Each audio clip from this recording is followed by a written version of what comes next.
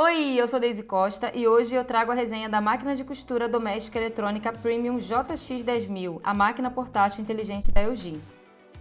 Uma máquina bivolt que possui 100 pontos entre utilitários e decorativos, comandos manuais, visor LCD.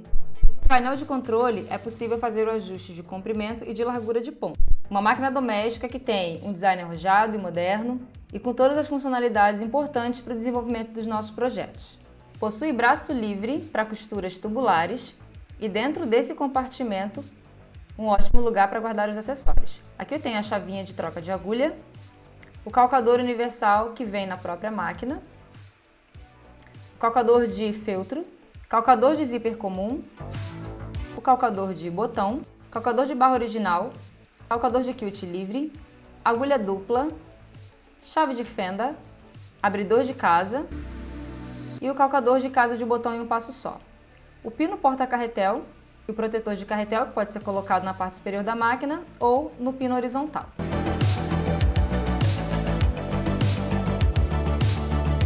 Para ligar a Premium JX10000 da LG, você precisa plugar o pino e o conector da tomada. Acione o botão e a máquina irá ligar.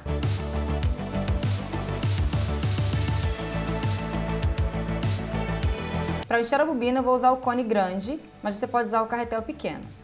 Basta passar a linha no passa-fio na parte de trás da máquina, movimentar a linha nessa posição na direção horária no disco superior da máquina e enrolar na bobina. Agora é só pisar no pedal e esperar encher.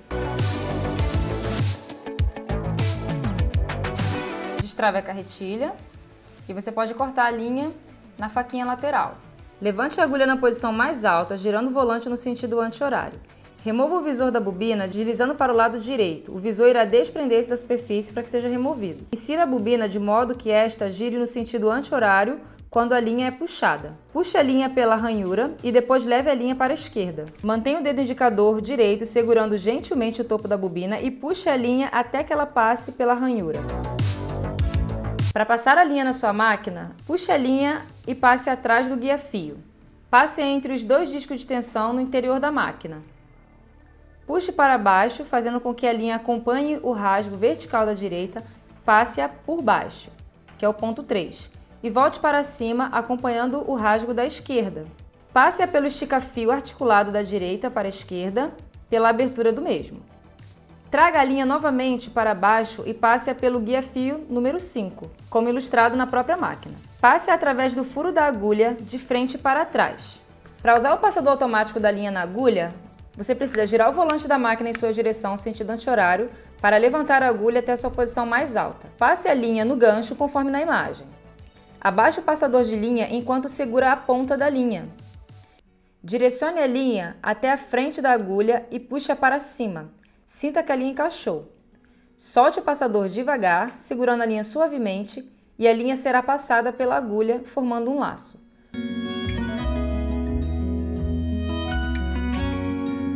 Encaixe a tampa novamente da bobina e a sua máquina estará pronta para ser usada.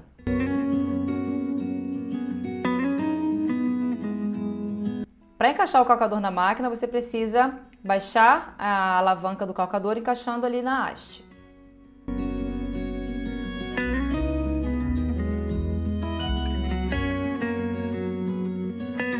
Agora a gente vai aprender a selecionar os pontos da nossa máquina Premium. Essa máquina conta com 100 pontos entre decorativos e utilitários. E aqui a gente tem alguns controles manuais e o painel LCD. Se você der um toque só nessas duas setas para cima e para baixo, vai andar um ponto por vez, mas se você pressionar, ele vai pulando de 10 em 10 pontos, para cima ou para baixo.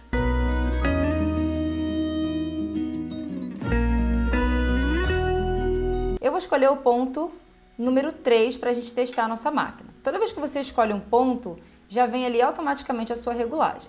Nesses dois botões de mais e menos para cima, a gente controla o comprimento do ponto, para mais ou para menos. E os botões de mais e menos na parte de baixo, controla a largura do ponto, para mais ou para menos.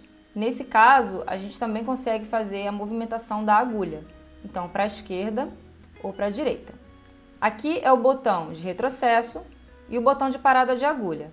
Apertando uma vez, ela para sempre para baixo ou sempre para cima.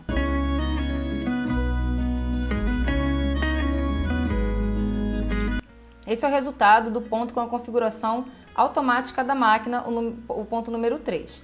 Eu vou diminuir um pouco a largura do meu ponto para a gente ver algumas variações desse mesmo ponto zigue-zague. Então eu diminuí ali a largura e esse foi o resultado.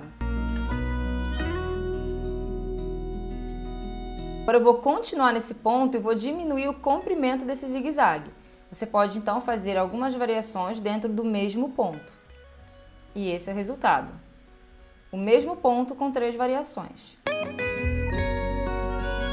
Agora eu vou testar alguns outros pontos. Se você quiser testar um ponto chuleado, aqui nessa máquina a gente tem o ponto número 11, número 12, o 20, 21, o 22. Então você pode ir testando alguns pontos que tenham o efeito de chuleado caso você não tenha o overlock.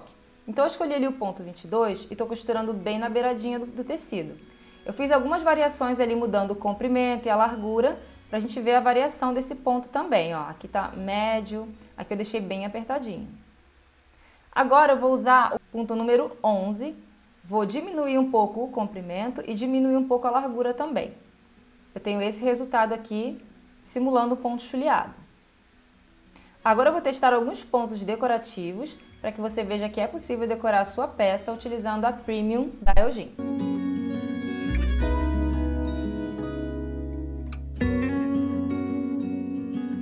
Agora é hora da gente aprender a fazer a casa de botão em um passo só.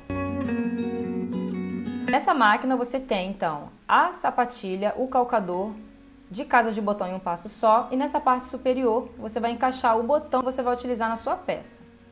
Encaixou ali atrás, é hora de mudar o calcador da máquina. Apertando a alavanca da haste do calcador, você vai tirar o calcador que está e trocar pelo que você vai usar. Aqui embaixo, então, a gente tem do ponto 92 até o 99 as opções de casa de botão. No painel da máquina, você pode pegar um atalho nesse botãozinho aqui que já vai para os pontos de caseado. E aí você escolhe qual você quer usar. Eu vou começar com o 98. E agora a gente vai abaixar essa alavanca da casa de botão. Para você saber que o seu calcador está na posição correta, você precisa colocar essa alavanca no meio dessa abertura aqui do calcador. No tecido, você vai marcar a posição do meio da casa do seu botão.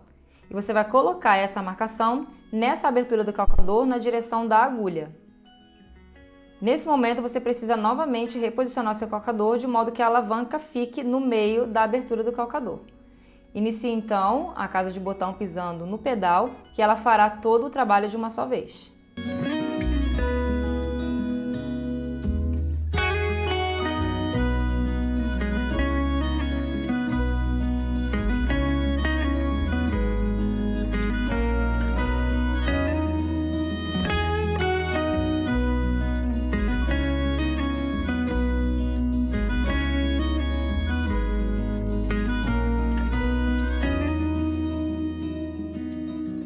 Pronto, eu fiz o teste com 2 casas de botão, a casa 98 e a casa 93, e esse é o resultado. Para abrir então a sua casinha de botão, você coloca um alfinete em uma das cabeças da casa, e com o abridor de casa que vem nos acessórios da máquina, você vai furar a outra extremidade e rasgar o meio da casa. Agora a gente vai fazer o teste para ver se a abertura ficou suficiente para o botão, e assim ficou perfeito. Lembrando de usar a mesma cor de linha do tecido.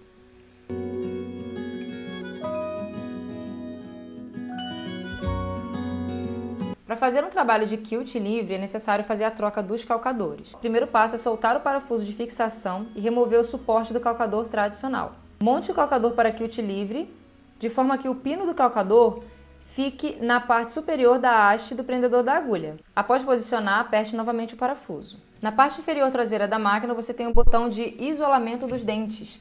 Então é necessário você empurrar para a esquerda para que os dentes da máquina fiquem livres e não interfira no trabalho de quilt livre. Selecione o ponto 0, que é o ponto reto da máquina, e para fazer o quilt livre você precisa de um sanduíche de 2 tecidos e um recheio de enchimento. Aqui eu estou usando o nylon dublado, que é uma espuma bem fininha, mas você pode usar a manta R1 ou R2 ou a manta acrílica. O ideal é que você alinhave todo o tecido para que ele não saia do lugar. E o quilt livre deve ser começado do meio do trabalho para fora. Esse trabalho você precisa fazer com que a sua costura seja como um caminho sem fim. Ela não pode ter quinas retas e você vai fazendo movimentos circulares e de letrinha E para que você consiga fixar todas as camadas dos materiais e assim fazer um trabalho de textura na sua peça. Não vou fazer aqui toda a peça porque é só uma demonstração de como fazer o trabalho do quilt livre, tá? Então, quando você finalizar, você vai ter um trabalho de textura, lembrando de usar a cor de linha da mesma cor do fundo do tecido.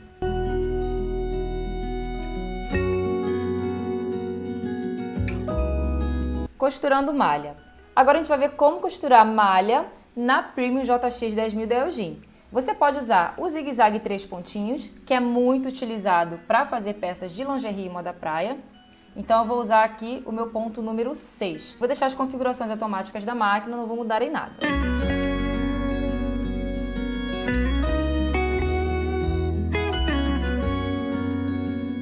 Dessa forma a gente consegue ver que a malha tem toda a elasticidade sem arrebentar o ponto. Então o ponto 3 pontinhos é a cada ida e volta do zigue-zague tem 3 pontos. Dessa forma, a minha costura não vai arrebentar.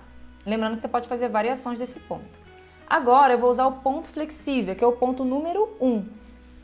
Ele é um ponto que vai costurando, indo e voltando, e ele também permite que a malha estique na sua elasticidade total, sem arrebentar o ponto. Então é uma ótima opção para você que não tem nem a galoneira e nem o overlock. Conta para mim se você já conhecia esse modelo de máquina, se você quer saber mais algum detalhe sobre ela. Comenta aqui embaixo o que você achou desse vídeo. Um beijo e até a próxima. Tchau!